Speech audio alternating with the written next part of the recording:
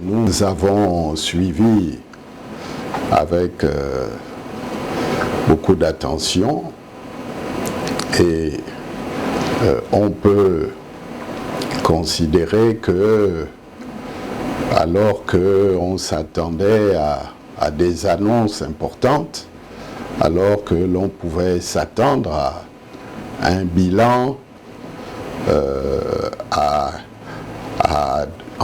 à l'échéance, alors que nous sommes à 2 années de 2023, on aurait pu s'attendre à un bilan pour quelqu'un qui nous avait promis l'émergence à l'horizon 2025. Malheureusement, le constat est un discours d'une vacuité, pratiquement pas d'annonce dans un contexte économique, financier, social extrêmement difficile. Les Gabonais sont toujours confrontés à un système scolaire et universitaire bloqué. Ils sont confrontés à un système de santé déstructuré, à des routes, lorsque elles sont là, dégradées, qui ne sont pas entretenues, pas d'investissement, pas de nouveaux projets, à un chômage qui croît de manière exponentielle, surtout le chômage des jeunes, à l'accroissement de la pauvreté, de la misère, et dans un contexte politique délétère. Telle est la réalité, et nous avons vu que Ali Bongo ne se sent pas comptable de la situation actuelle. Il fait des projections sur l'avenir tout en niant la réalité qui est là devant nous, qui est catastrophique. Nous devons en déduire qu'il n'y a plus rien à attendre de ce côté. Il faut se mettre à l'évidence que Ali Bongo n'a plus rien à proposer au peuple gabonais et qu'il est largement temps de tourner la page. C'est l'occasion pour nous d'appeler l'opposition à un rassemblement, le rassemblement le plus large possible pour poursuivre la voie en faveur de l'alternance. C'est de cela qu'il s'agit. Pensez-vous que ce discours a suffisamment convaincu l'opinion sur sa politique socio-économique, surtout quand on sait que le plan d'accélération de la transformation peine à produire des fruits?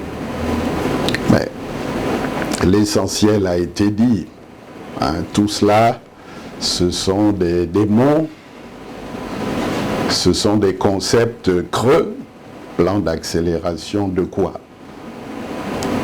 Le pays est en récession économique, est en crise très grave.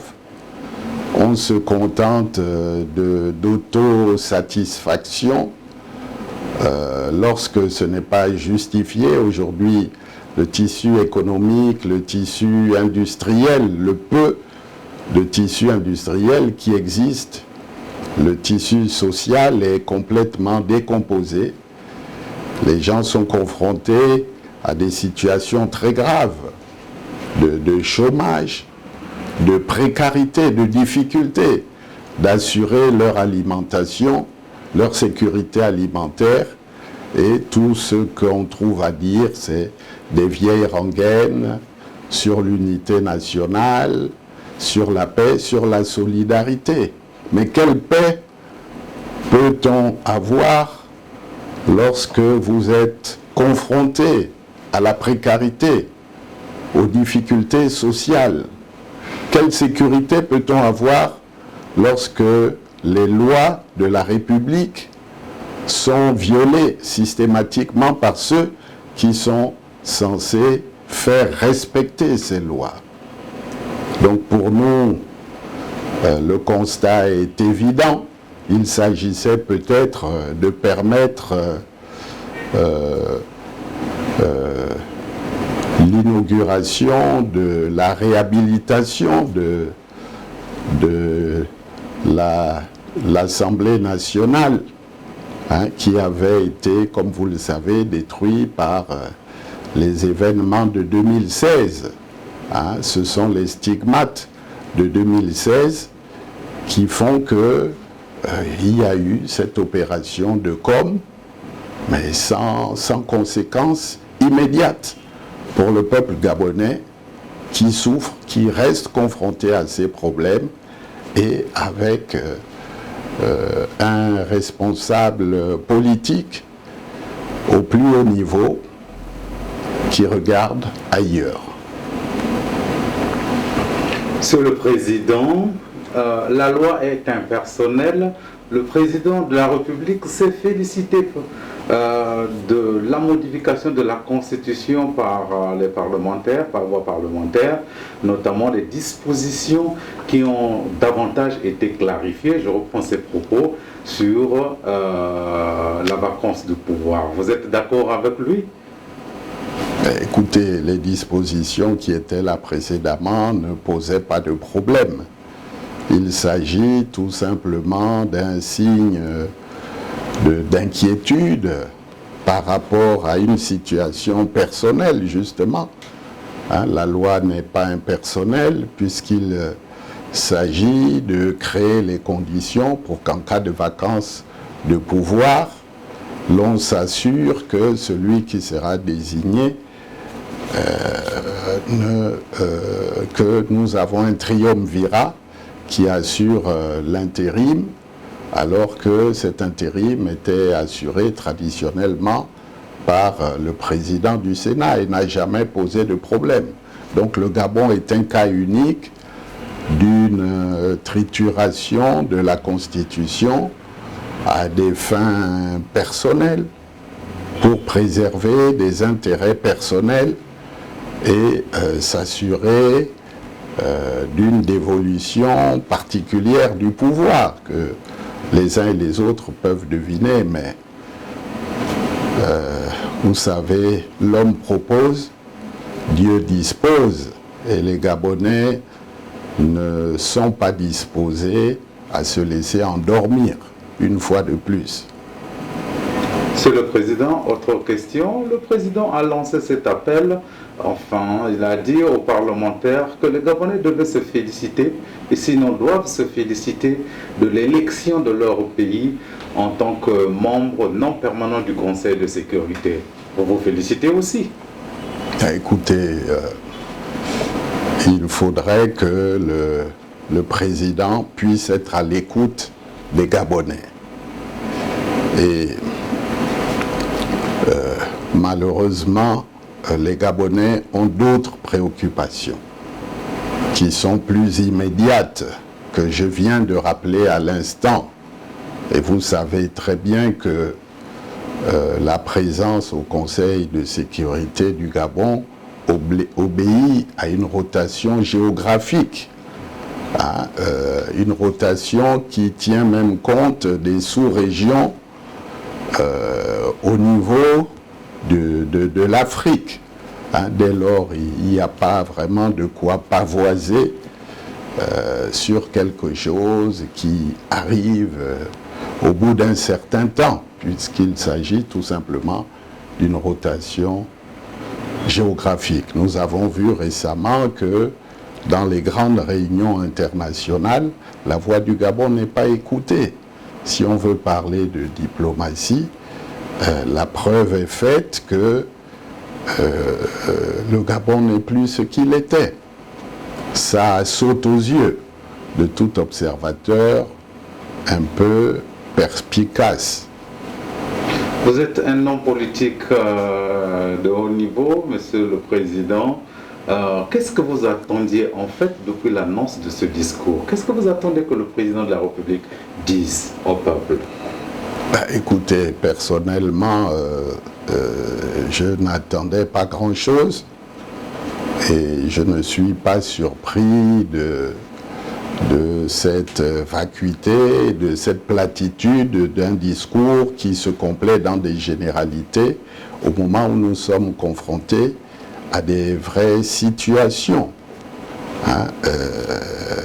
C'est une conception du pouvoir que de faire de la com pour de la com.